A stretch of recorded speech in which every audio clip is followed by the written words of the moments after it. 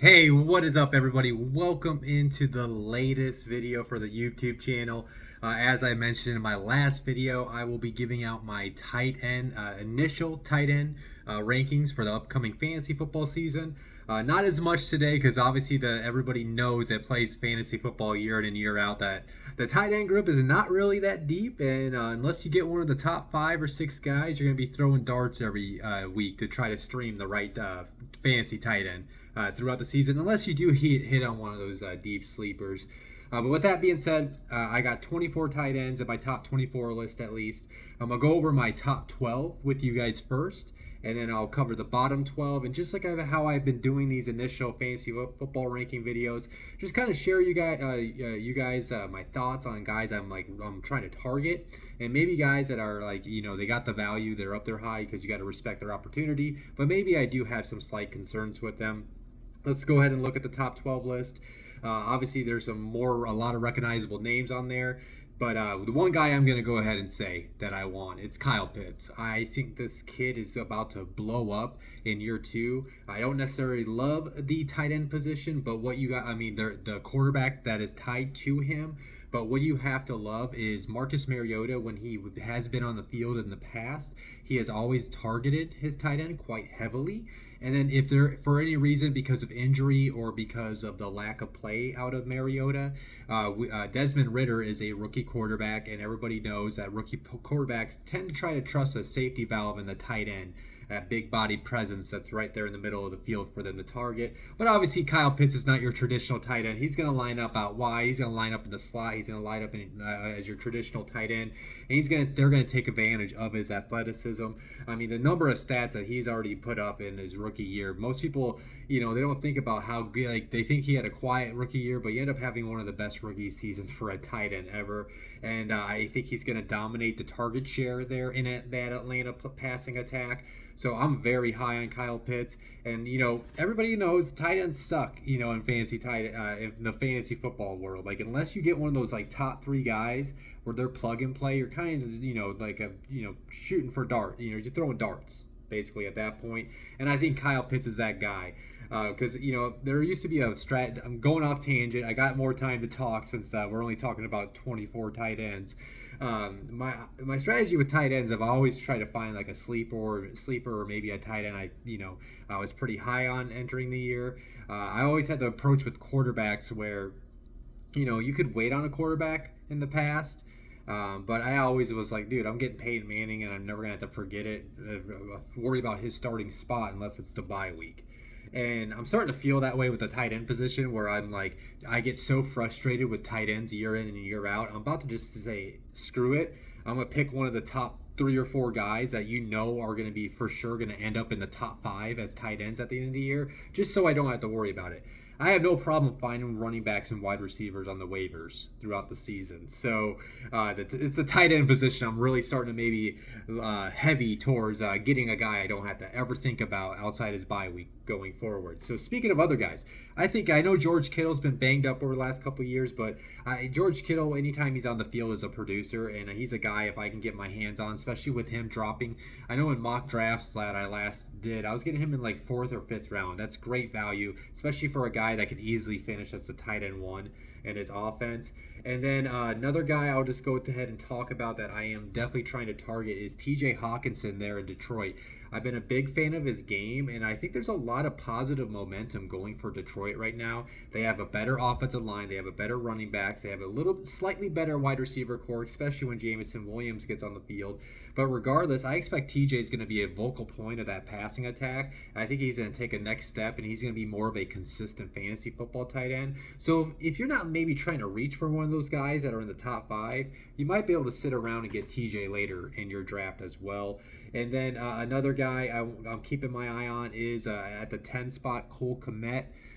They're in Chicago. Chicago has one of the worst wide receiver rooms in the NFL. So outside of Darnell Mooney, I think Cole Kmet could have the second most targets, if not compete for those first most targets. I think it will be Darnell Mooney, but I think Cole Kmet could be right there behind him in the amount of targets in that passing attack. And then he could be he offers that touchdown upside because he's going to be that big, larger body presence for Justin Fields when they get down in the red zone. with some guys in the top 12 that maybe I have my slight worries with, I will say Darren Waller at 5. Not that he's the lack of talent, it's just that just kind of how I talked about Devontae Adams in the wide receiver ranking video. It's just more mouths to feed. Now you got Devontae Adams there. You got Hunter Renfrow there, who they just gave money to. So I'm just wondering, where is he going to be in the pecking order in terms of target and opportunity? I'm sure he'll get his games where he's going to go over 100 yards, a couple touchdowns, and help you win weeks. I just wonder if he's going to have his down weeks just because Devontae's getting fed, or Hunter's just feeding off those two guys, getting the main focus from the defense. So Hunter just finds himself open often because of his route running ability, and they don't have to they have to be focused on the talented, take the top off the defensive type of players in Darren Waller and Devontae Adams. So I just wonder if we're going to see a consistent week in and week out point performance from Waller, but I still could see him easily finishing as a tight end 1. Again, these are guys I'm just giving you my concerns about. And then on as far as another one, I will say I love Pat Freiermuth. He came through as a rookie. I thought he ended up becoming one of those more consistent tight ends. And then I think he does have an opportunity to do that again this year. I just wonder about the quarterback situation. Either Kenny Pickett or Mitch Trubisky. I wonder if I can trust the situation, but Kenny Pickett's a rookie quarterback, so maybe there's that tight end connection there. But that's something I am keeping my eye on. And then I will say Hunter Henry, I do have my concerns with him just because it sounds like Jonnu Smith, the other tight end, has been having an impressive camp. So I think he's going to be more involved in the passing attack. So that's a tight end taken away from another tight end. And if you actually kind of look at Hunter Henry's numbers as a fantasy tight end, he gets a lot of his production from touchdowns, which, by the way, sometimes that's all you can ask for out of your tight end every week in fantasy football is just getting you a touchdown. But if you're going to bet on Hunter Henry to repeat that type of touchdown performance, it might not happen this year because Jonnu Smith's going to demand some attention, plus some of the wide receivers in that New England passing attack. But yeah, that's my first set of 12 players, that are more likely going to be tight end, at least qualify as tight end 1s in 12-team leagues, I think, this year. Now, going at the bottom 12, taking a look at guys that I like, I'm trying to get.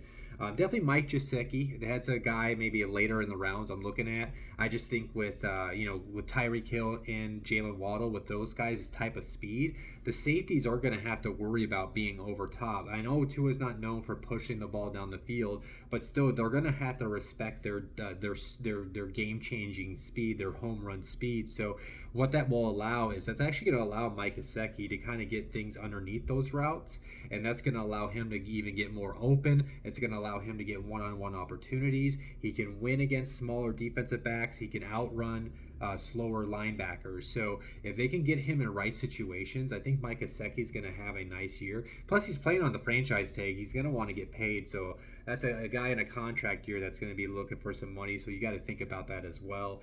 And then I will say Noah Fant. Noah's actually been one of the quietly producing tight ends since 2019, and now he's up in Seattle. Don't necessarily love the quarterback situation, but I love that more the attention will be on DK Metcalf and Tyler Lockett, and then he can compete for that third spot and the targets up there. So I think also you got to consider Drew Lock might end up being the quarterback at some point. Drew Lock has a history with Noah Fant, so that might be the guy his eyes can gravitate in moments throughout games. So I can see Noah Fant, maybe being we'll have to see if he can get to the tight end. I think he's a tight end 2 right now with some high upside if everything were to go right for him in Seattle in that offense.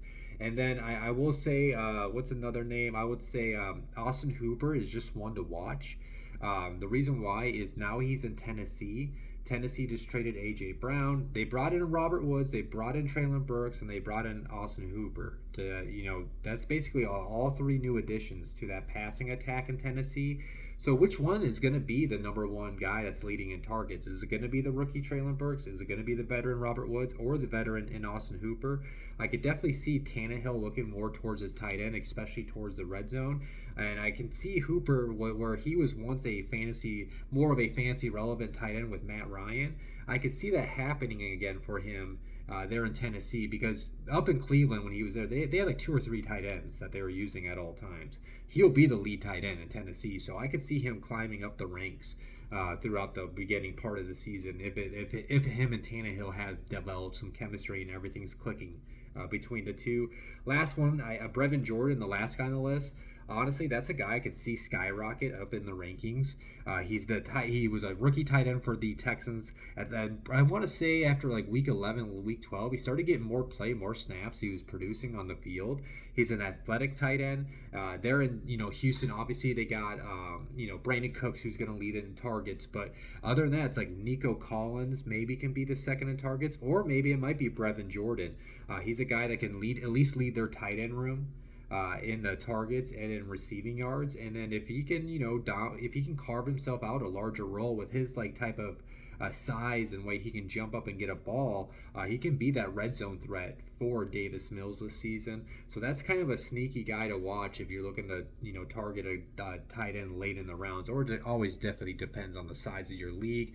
Now maybe some guys I do have some concerns about in this bottom 12. I will say Zach Ertz. A couple things. He's an older veteran. Second thing, that Arizona offense is going to have plenty of mouths to feed. I mean, they will have Marquise Brown. Now, DeAndre Hopkins is out, the first 6 games, so that does help Ertz. But they still have like Rondell Moore there. And then what my concern with mainly the competition for targets is his tight end room. Max Williams, remember last year for Arizona, he was a fantasy relevant tight end. And then they drafted Trey McBride, who I thought was the best tight end in this past draft class. So those 3 guys are going to be part of the offense. So I could just see maybe Zach's not going to get the same amount of targets, but I do always say follow the money. They did pay him to come back, so I imagine he's going to have at least a decent role in the offense. But I do wonder as the season progresses if that role will shrink because the other tight ends are there and they need to get their share too.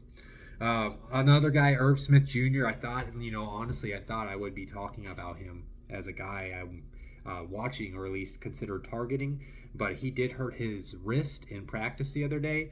So they expect he'll be back by the opener, so he does still kind of offer that upside. But the fact that he missed the entire season and he's already hurt in the first week of practice, he's kind of dealt with injuries throughout his pro career, so that does have me worried. But he's still somebody to watch because they're going to be more in a pass-happy oriented offense in Minnesota, and he's going to be their lead tight end in targets and receptions as long as he can stay on the field. And then let's see. Let's pick one last guy I might have some worries about. I will say this. Albert O. I think he's got a great opportunity with Russell Wilson. Russell Wilson has been able to produce fantasy tight ends in the past, but I do wonder if there's too many mouths to feed. Now, I know Tim Patrick did get hurt, so maybe that does open up more of an opportunity for Albert O, but there's another tight end from this past draft class I like that's in Denver, Greg Dulcich, and I believe he will push Albert O for some snaps. The reports over the summer is that the coaching staff loves Dulcich, so I wonder if Albert O is going to provide you the value that he's currently going at. So that's why I do have some of my slight concerns with him. But man, if everything clicks right for him in year 3 with Russell Wilson, he definitely offers some high upside as a fantasy tight end. Again, those are my rankings for the tight ends, guys. These are my initial rankings. What I'm going to be doing is, as I talk about these positions in my other videos, I'll give you guys my updated rankings on the side on that as far as the graphics, so you guys can keep up with that.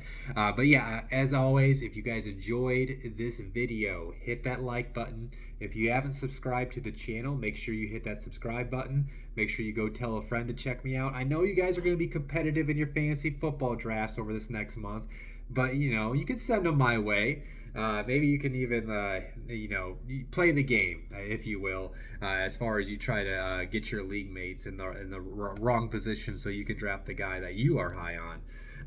But other than that, my next video will be coming next week because of a suggestion from a listener.